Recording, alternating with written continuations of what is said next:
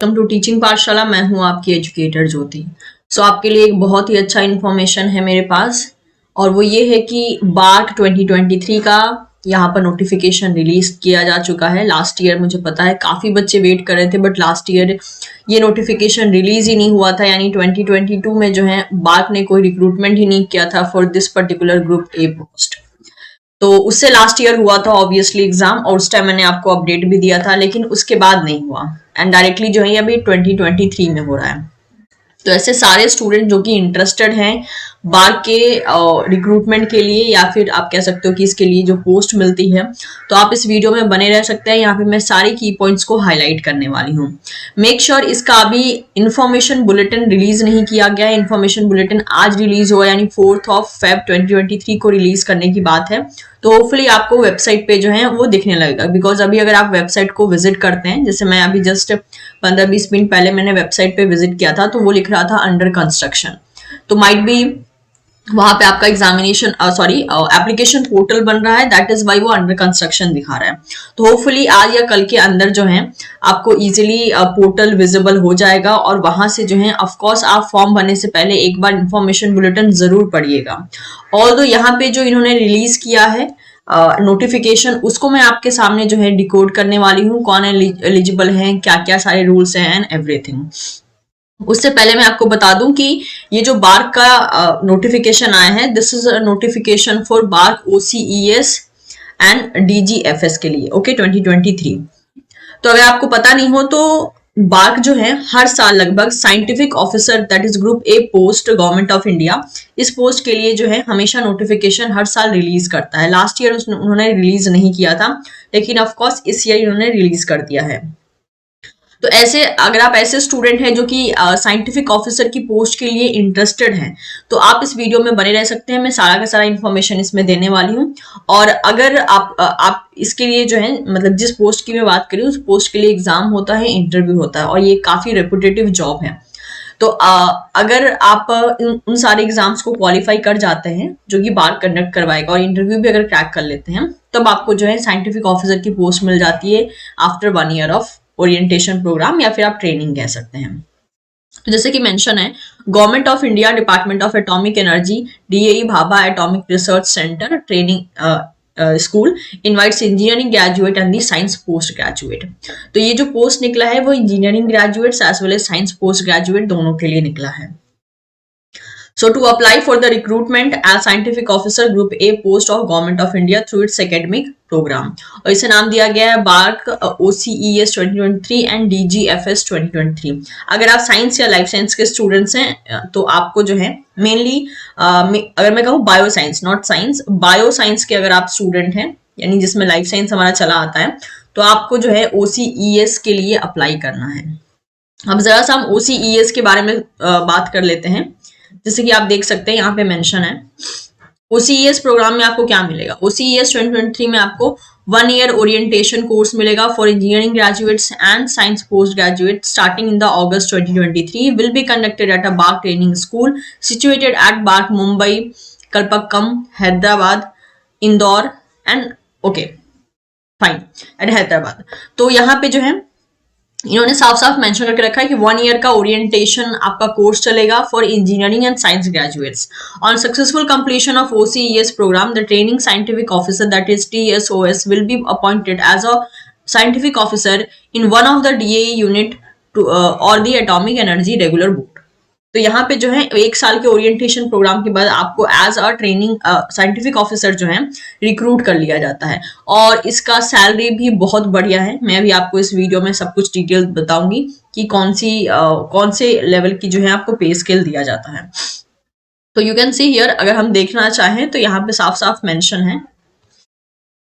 So training scheme and the employment description, क्योंकि हमारा channel जो है मेनली बायो साइंस या फिर लाइफ साइंस से डील करता है, तो यहाँ पे मैं सारे डिस्क्रिप्शन जो है लाइफ साइंस या बायो साइंस के लिए ही कवर करने वाली हूँ। लेकिन अगर आप ऐसे स्टूडेंट हैं जो फिजिकल साइंस के हैं या फिर किसी और डिपार्टमेंट के हैं जो कि यहाँ पे मेंशन है, तो आप इस ब्रोशर को बहुत अच्छे से रीड आउट कर सकते हैं।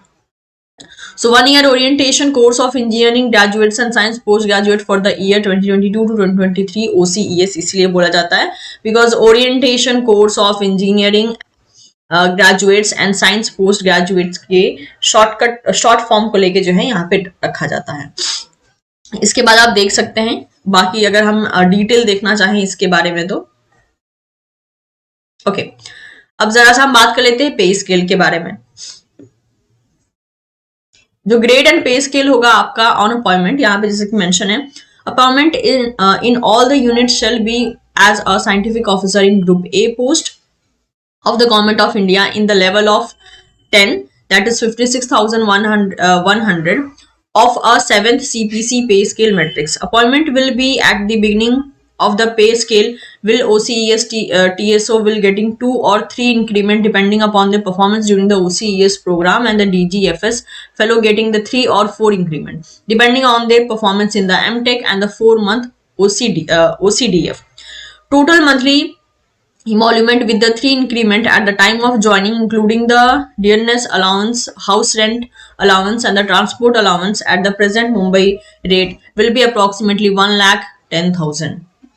तो सारे इंक्रीमेंट को मिला के जो है एट द एंड आप इतना डिजर्व कर सकते हो अगर ये सारे मतलब कि यहाँ पे चीजें फुलफिल होती हैं तो ओके। तो आप देख सकते हैं काफी बढ़िया है, मतलब स्टार्टिंग तो बढ़िया है ही, उसके बाद जो ज्वाइनिंग पोस्ट के टाइम पे जो आपको अमाउंट दिखेगा मिलेगा वो भी अच्छा खासा है, राइट।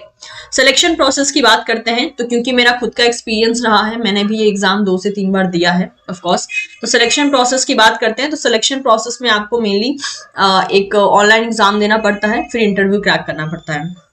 तो टोटल 2 स्टेप है, okay. Screening to the shortlist candidates followed by the selection interview on the shortlisted candidates. पहले आपका क्या किया जाएगा, पहले आपका एक ऑनलाइन एग्जाम लिया जाएगा।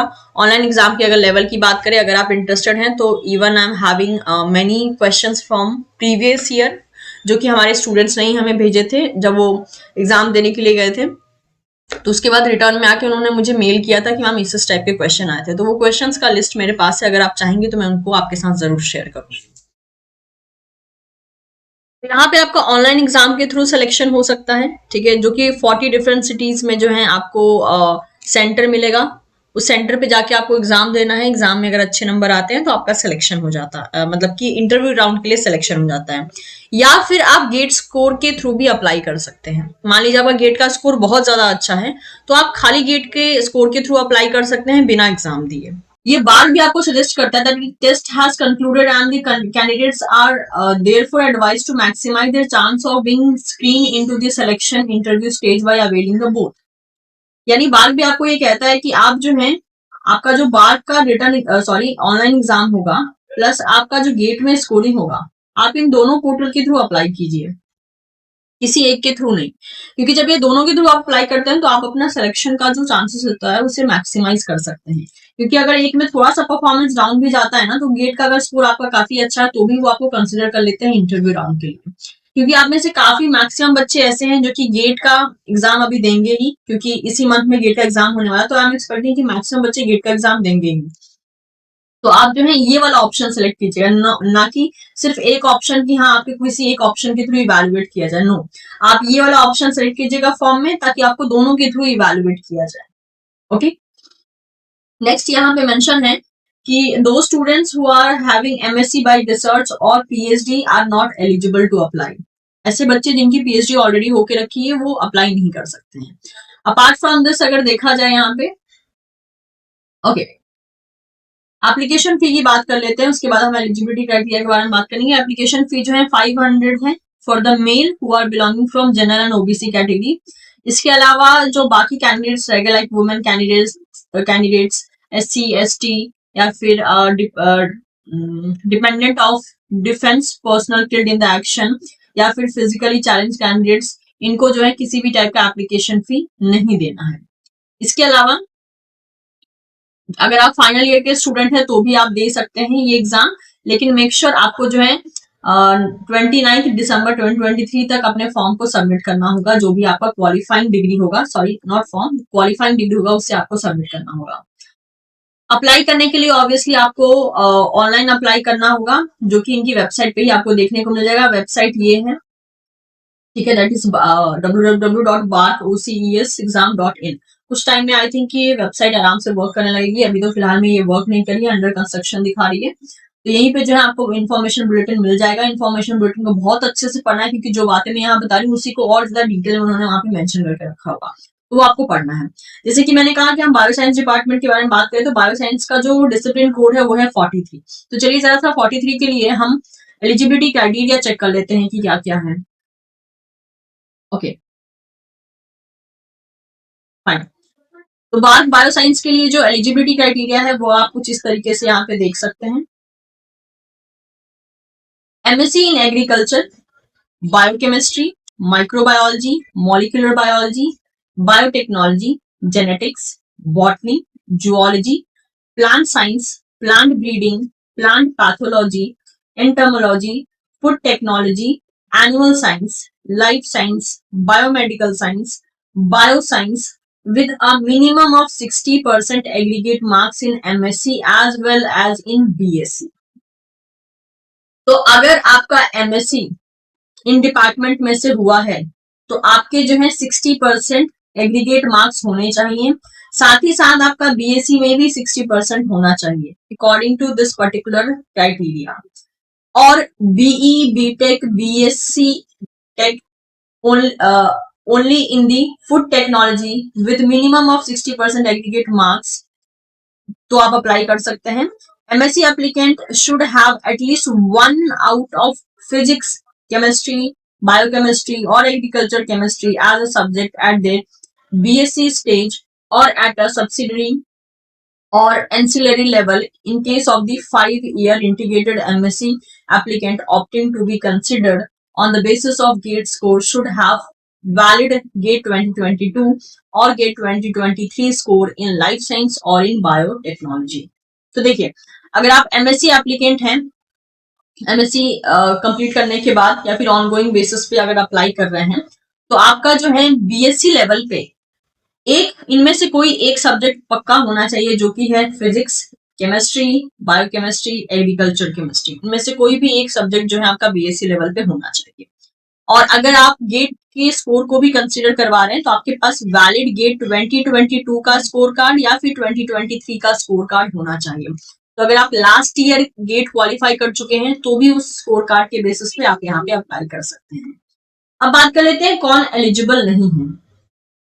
Those having MSc with specialization in subjects like fisheries, horticulture, forestry, agronomy, animal husbandry, marine biology, bioanalytical science, bioinformatics, home science, etc. and BE, BTech, MTech in biotechnology, genetic engineering, biomedical engineering are not eligible.